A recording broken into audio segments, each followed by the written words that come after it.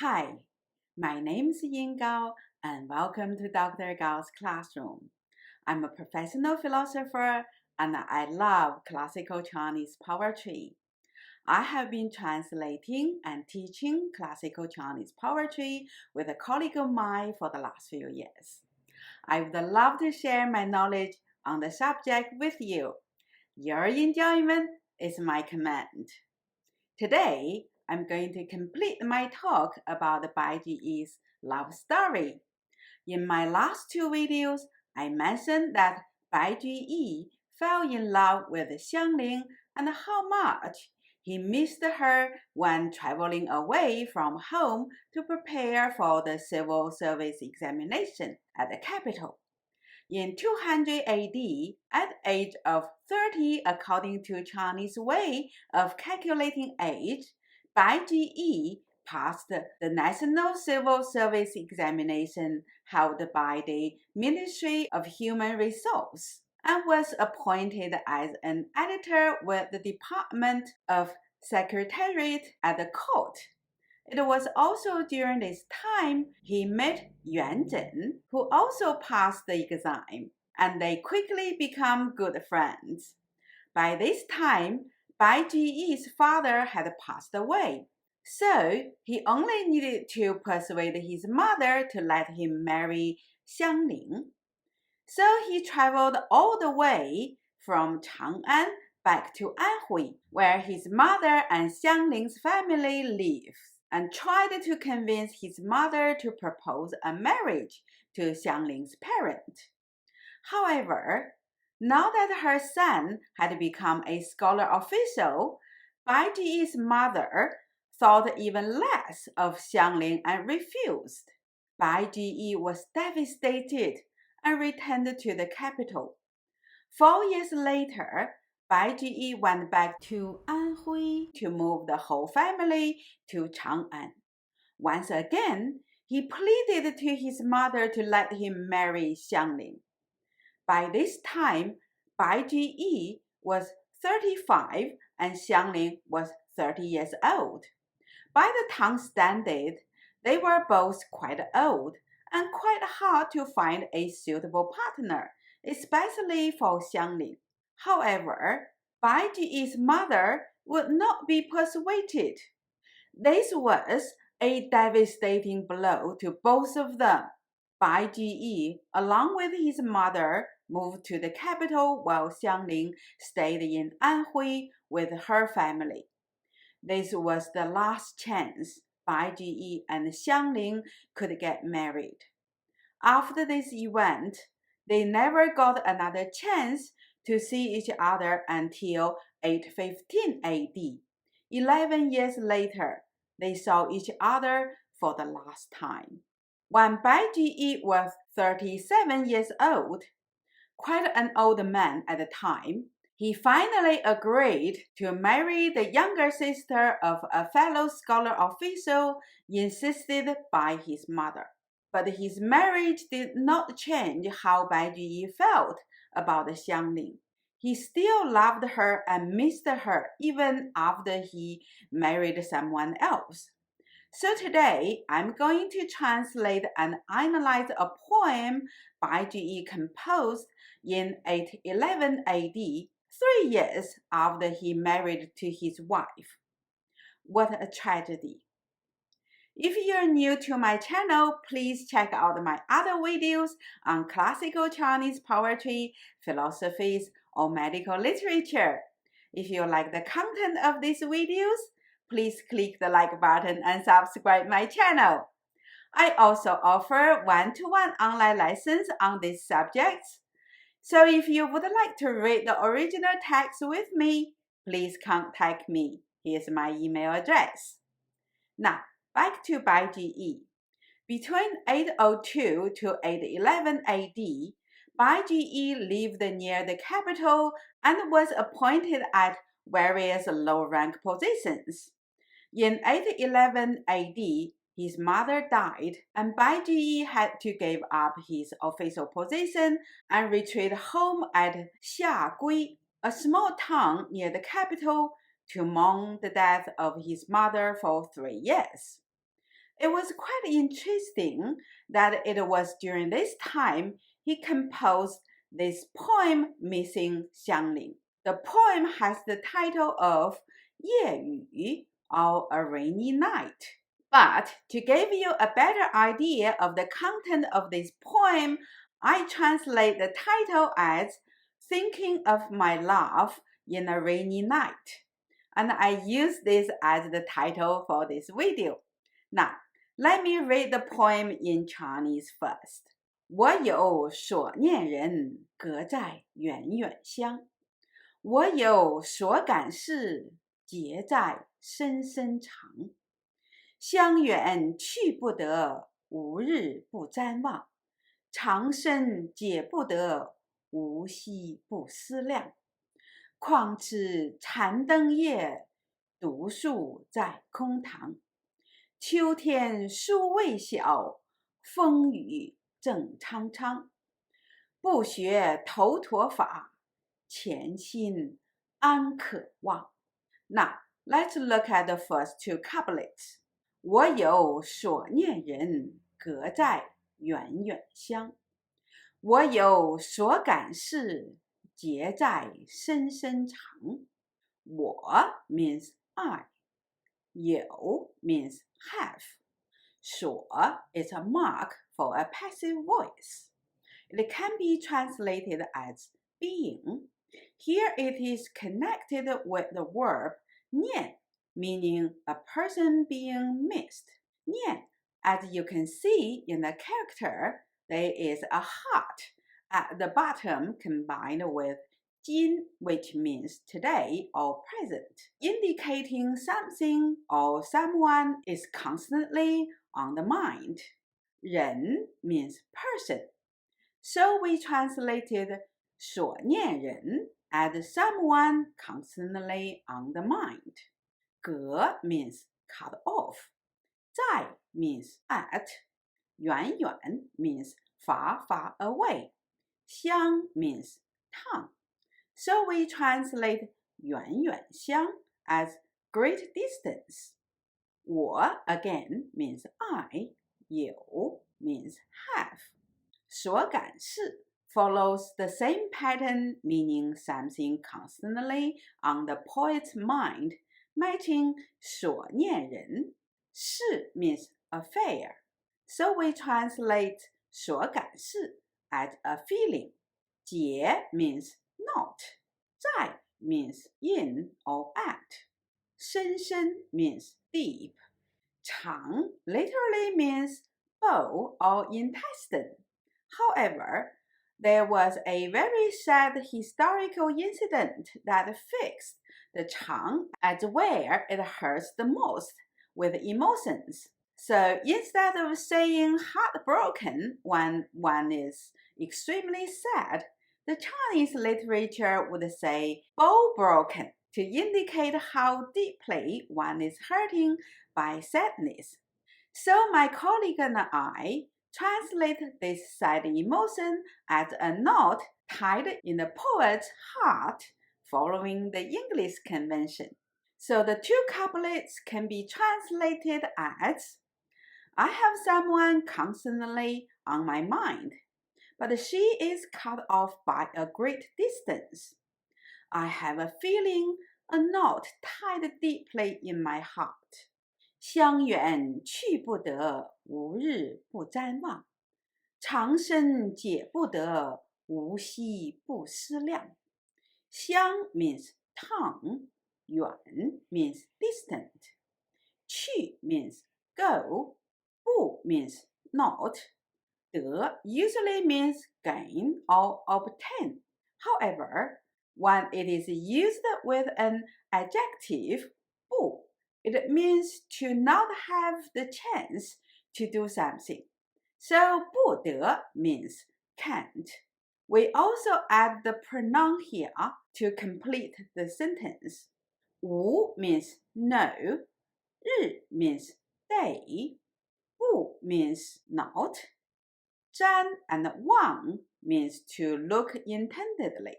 So we translate 瞻望 as gaze. We also add the object of the verb here as it is quite clear which direction the poet is gazing at. 长 means bow, 深 means deep, 解 means untie, 不得 means can't, 无 means no, 西 means night, 不 means not, 思 means think, 量 means to measure. However, when these two verbs were used together, 思量 means to think over and over again. So it is another way to say that she is constantly on his mind. So the two couplets can be translated as, her tongue is distant, I can't go there. Yet there is no day I don't gaze in that direction. This knot can't be untied. Yet there is no night I'm not thinking about her. 况此残灯夜，独树在空堂。秋天书未晓，风雨正苍苍。况 is an abbreviation of 何况 meaning furthermore. 此 means this. 残 means remaining or left over. 灯 means lamp. 残灯 refers to a lamp that is almost burned out. 夜 means night. 独 means alone. 树 means sleep. 在 means in. 空 means empty. 堂 means how. 秋 means autumn. 天 means sky. 书 means yet. 未 means not. 晓 means dawn. 风 means wind. 雨 means rain. 正 here is used as an adjective to indicate that it is raining and the wind is blowing. The reference to wind and rain also indicate a sad mood because when wind and rain come together, it is often a sign of an unfavorable change or disturbance. For instance, 风雨飘摇 is a phrase to describe a nation or a dynasty that could collapse at any given time and can no longer survive any sudden change. Here it is used to describe the poet's feeling that his chance to ever seeing Xiang-ling is getting even more remote, even though his mother had passed away. So we translate 正 as are for the present tense. 苍苍 means ashen gray. So the ashen green color is a perfect reflection of the gloomy emotion that Bai Ju-yi felt at this rainy night. So the two couplets can be translated as, the lamp is almost burned out late at night. I sleep alone in this empty hall. The autumn sky is not yet dawn. With the wind and rain, it is ashen gray. 不学头陀法，潜心安可望。不 means not. 学 means follow. 头陀 means dukkha. It is a Buddhist practice that renounces all human desires, including food, clothes, and shelter. A monk practice dukkha relies on others' charity for food, wear rags, and sit under the tree or any quiet place to rest. 法 means way. 潜 means previous. 心 means heart. 潜心 refers to the poet's desire for Xiang-ling, so we translate it as yearning. An means how. 可 means can. 忘 means gave up. So this couplet can be translated as, I won't follow the Buddhist way of renunciation. How can I give up my yearning for you? The poem begins by a powerful statement. There is someone constantly on my mind. I would like to say a bit more about the character Nian. The way it is used here is very interesting. The character has many layers of meaning. In the earliest Chinese dictionary, 说文解字, or discussing articles and explaining characters, Nian is interpreted as thinking of something constantly. It was later extended to mean remember something, reading out loud, or even nagging, as in the case of a mother nagging her child or husband. When the character is related to a person, Nian means you constantly think about someone, or he or she is always on your mind, and you can't help mentioning his or her name. This connotation of having someone on the mind is further emphasized by the corresponding term about the feeling, which is so deep that it forms a knot in the poet's heart in the following couplet. The timing of this poem is also quite interesting. Bai Ju-yi just lost his mother. According to the Confucian teaching, he was expected to mourn his mother. However, instead of thinking and mourning his mother, Bai Ju-yi was constantly thinking of Xiang-ling, the love of his life. And it was his mother who refused to let him marry her and forced him to marry someone else. Here he was, supposed to mourn his mother, who pretty much ruined his life and stopped him from ever seeing the woman he loved the most in the whole world. If you have watched my 2 videos translating Bai Ju-yi's poems about Xiang-ling, you would know how much Bai Ju-yi loved Xiang-ling, and he was forced to marry someone else because of his mother's rejection against Xiang-ling. It would be very hard for us today to imagine what sort of emotional torment that Bai Ju-yi were experiencing during those 3 years that he was supposed to mourn his mother if we do not have this poem. This poem painted a vivid picture of the emotional torment Bai Ju-yi was experiencing at this time. The thoughts of her constantly on his mind, the knot in his heart, the burned out lamp, the miserable rainy night, and the despair that he might never see her again. All of these reflect the emotional torment that he was enduring. The last couplet is quite interesting. After listing all these emotional charged experiences, and against the background of this miserable rainy night, in the concluding couplet, Bai Ju-yi declared he is not going to give up his love for Xiang-ling.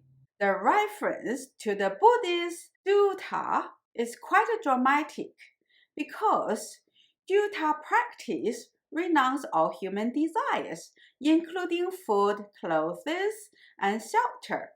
I can imagine that Bai Ju-yi might have thought about doing just this many times. It was quite common during Imperial China when a man or a woman could not be with someone they love, they often retreat to the Buddhist practice to reduce their suffering from the longing of their loved ones, as Wang Wei did after his beloved wife passed away. However, in this rainy night, even though Bai Ju-yi was suffering from the unbearable pain of not being with Xiang-ling and missing her desperately, he still would not give up his love for her. She is simply too important for him to let him go of his love for her. In 815 AD, Bai Ju-yi was involved in a court political conflict and was put on exile to Jiangzhou, located in today's Jiangxi province, a remote frontier during the Tang Dynasty. And he heard that Xiang-ling and his father were also traveling in Jiangxi. So he sent someone to fetch them, and they met for the last time. We know about this fact because Bai Ju-yi composed 2 poems to commemorate this occasion. I won't have time to translate these 2 poems character by character, so I'm just going to read our translations of the 2 poems. The first poem reads, I comb my white hair and new regrets increase. You make up your eyebrows, yet your beauty has diminished. Others might wonder why we are so sad. Separated when young, we are quite old now we meet. Poem 2. A long time apart, meet by chance. I thought we were in a dream. Today, it is a very happy affair. Once we put down our cups, it is all gone again. After this meeting, Bai Ju-yi did not contact Xiang-ling for about 10 years until 825 AD when he retired. Bai Ju-yi visited the old town where they used to live to search for Xiang-ling, but only find that Xiang-ling and her family had moved away and lost touch with her. There is no information about whether Xiang-ling ever married or not. From what I gathered about her so far, it seemed that she never married and was still in love with Bai Ju-yi by the time of their last meeting in 815 AD. Maybe after seeing Bai Ju-yi and his wife in 815, she finally gave up on him and cut the contact. What a tragedy. The class gap between the Bai family and Xiang-ling's family certainly played a role leading up to the tragedy. However, it is the Confucian tradition about the filial piety that was the culprit here. According to Confucian teaching, the parents have complete control over their children's marriage. That is, young people should obey their parents' decision about whom they should marry. Regarding marriage, they should listen to 父母之命,媒妁之言, or the parents' request and the recommendation of a matchmaker.